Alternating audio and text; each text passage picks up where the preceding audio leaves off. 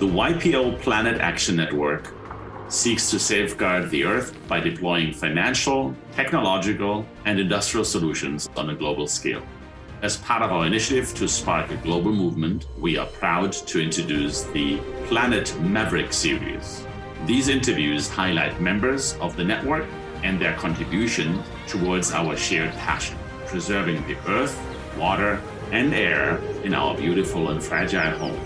Enjoy and join us in restoring our planet.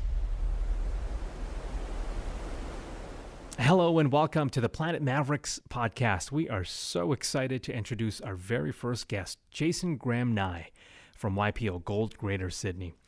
Jason and his wife are the creators of gDiapers, a proud B corporation that combines the convenience of a disposable diaper with the reduced environmental impact of a cloth diaper. First and foremost, Jason, thanks for being here. If I may, why don't we get started with a bit of background and context? Can you share with us how gDiapers began? So gDiapers was born 17 years ago when we had our first son, and we read a statistic that there is a cup of oil in every disposable baby diaper, which kind of surprised us. And that every year in America, at least 20 billion disposable diapers get landfilled. And so that had my wife and I really pause and think, wait, what are we doing here? We're bringing new life into the world, and we've got this disposable diaper that's causing havoc on the planet. And this is 17 years ago. This is before David Attenborough 2 years ago told us that there'd be more plastic in the oceans than marine life by 2050. So that was the genesis of how we got involved with the business. And back then in 2003, I think the iPod had just come out, and we thought, you know what, if we can invent an iPod and we can put a man on the moon, apparently, we have got to do better in terms of something as simple as a baby diaper. Can you tell us, Jason, what's the philosophy behind your brand? So the philosophy for us, our why, our reason for being is to eliminate plastic diaper waste from the world. And it's been a 17-year odyssey. It's taken us from here in Sydney, Australia to Portland, Oregon in the US, business in Europe, and now back in Australia to attack that problem. So we are obsessed about how do we get plastic out of the system. It comes in the form in terms of a product. We found IP in Tasmania in Australia, IP around a diaper that has an outer pant that's washable and reusable and fashionable, but an insert that is cradle to cradle certified, which means that everything that goes into that absorbent insert gets returned to earth in a useful or beneficial way. It means that you are really eliminating that whole plastic element. The overall philosophy for my wife and I is, how do we get plastic out of this product category? And it's hard. It's a huge category with 2 or 3 massive players and a lot of momentum around keeping the status quo.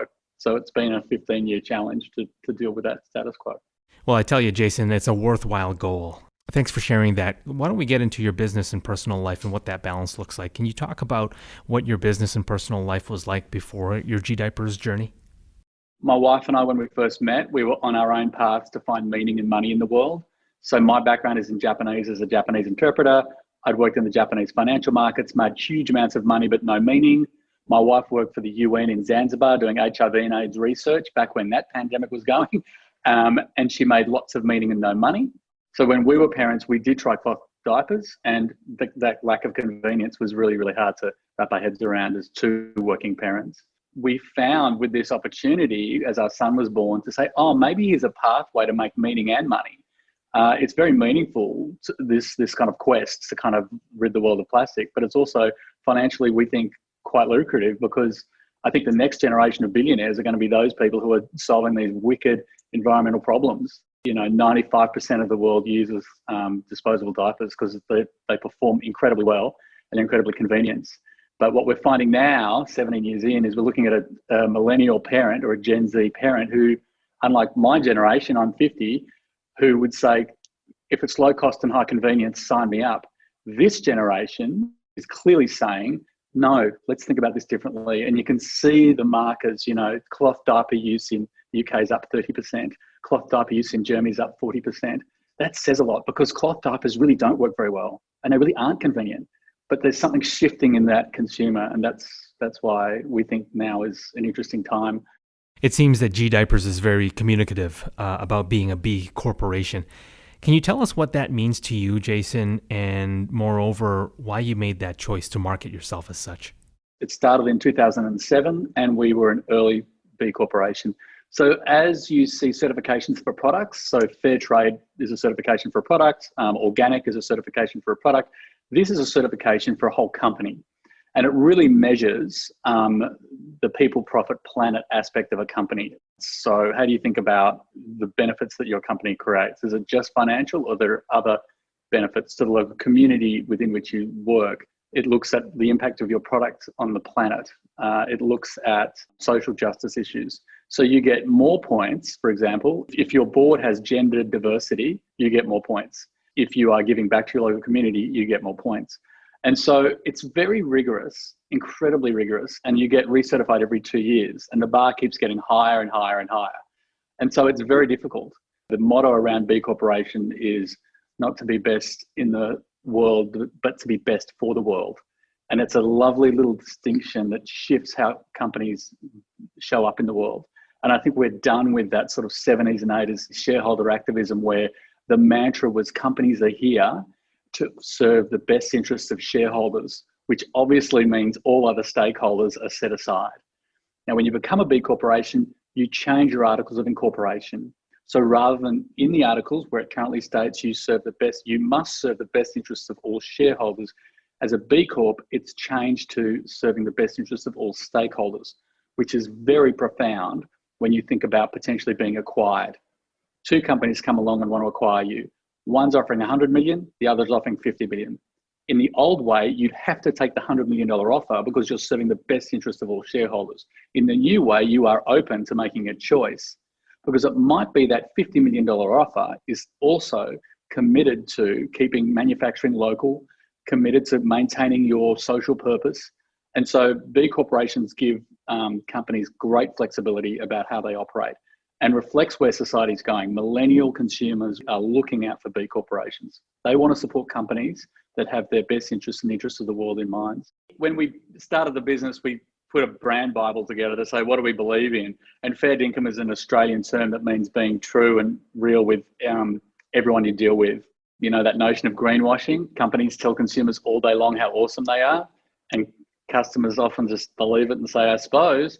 And I think now consumers are digging in one step further and saying, are you really good? Like, how does that even work?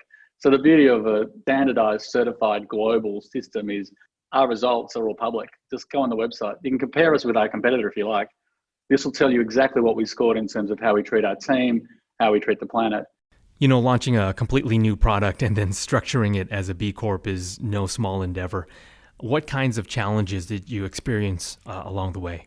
It's funny because when you replay history, you go, oh, we should have done this and should have done that. But ultimately, I think as you get a bit older, you get philosophical and say, you know, everything happened for a reason. And I think what's interesting for us now is that with all the ups and downs, and it's a really big mission, and it's not a neat story that the media loves. Like, company starts, company gets funding, company grows, company sells in 5 years, and we're done, and everyone's happy, which is such a fantasy. Like, it doesn't really work like that.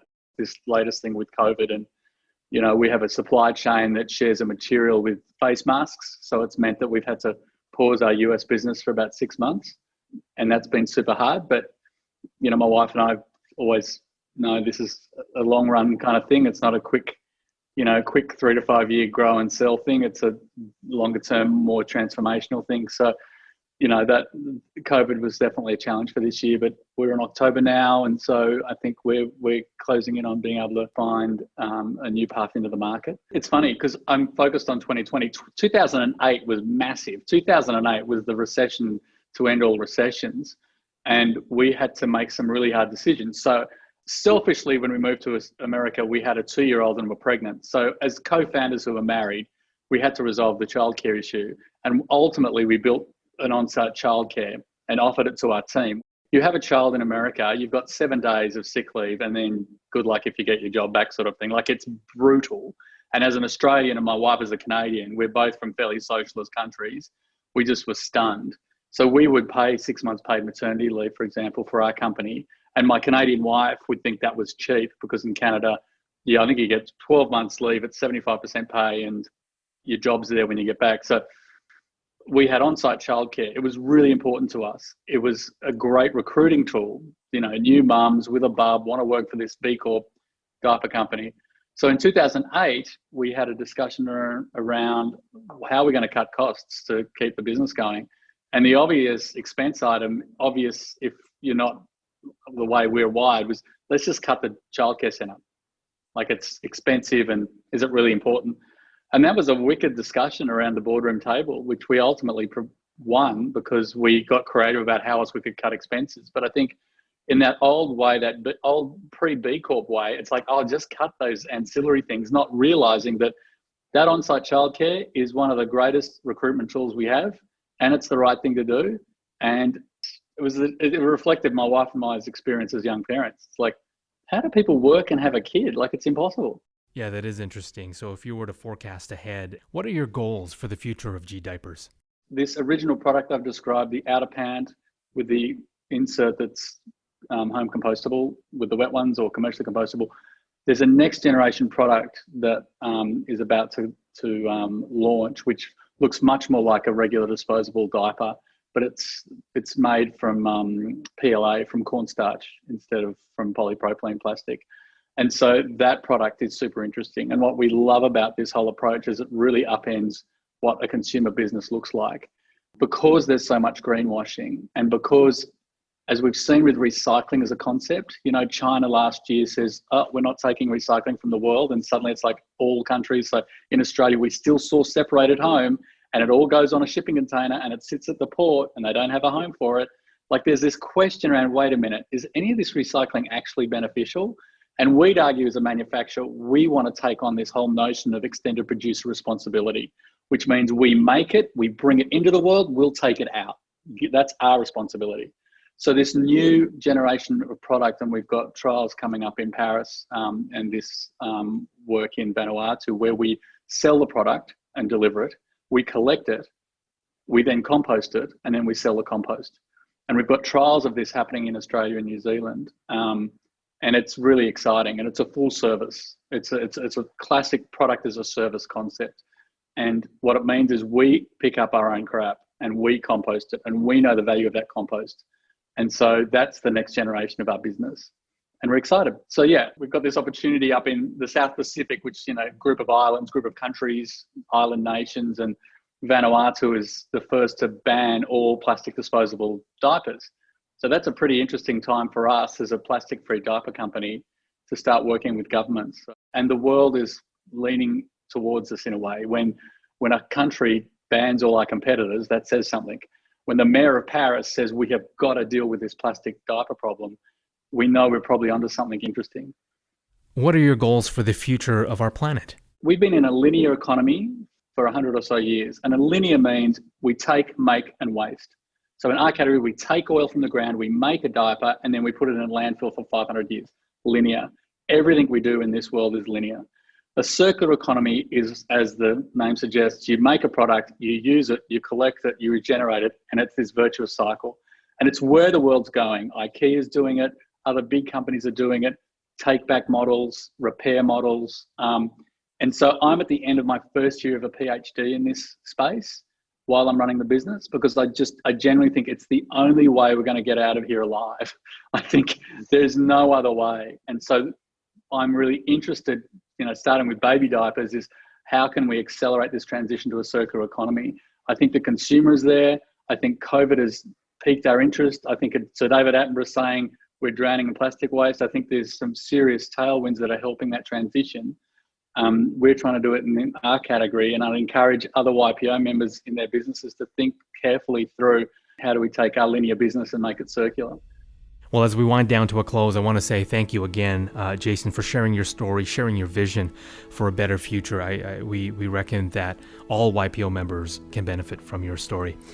This has been the Planet Mavericks podcast. Thank you for tuning in and listening. Watch for our next episode when we'll share another inspiring story about businesses that connect people, profit, and the planet.